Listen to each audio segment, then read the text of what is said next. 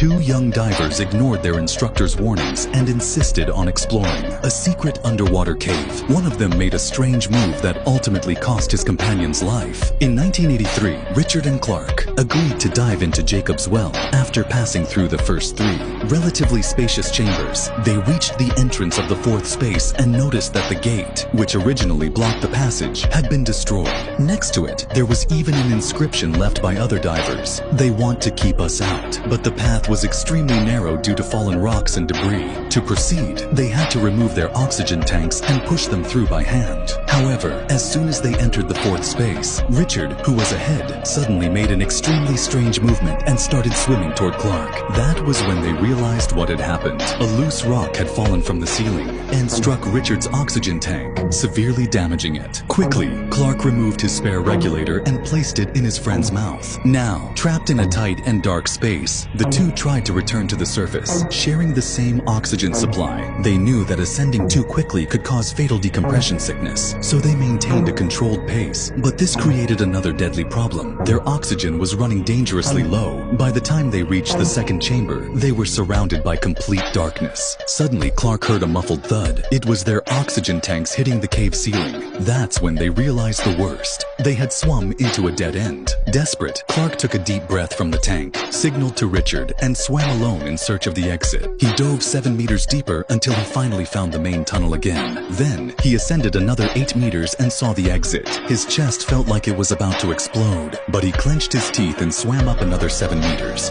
finally breaking through the surface and gasping for fresh air. But as he looked around, he noticed something terrifying. Richard had not surfaced. Clark immediately called emergency services. 50 minutes later, the instructor arrived with the rescue team. The divers quickly descended and, deep inside the cave, found Richard's body. His oxygen tank was completely empty. No one knows what he went through in his final moments. The instructor, looking at his student's lifeless body, felt an overwhelming sense of guilt. But the most terrifying part was knowing that this would not be the last tragedy to occur there.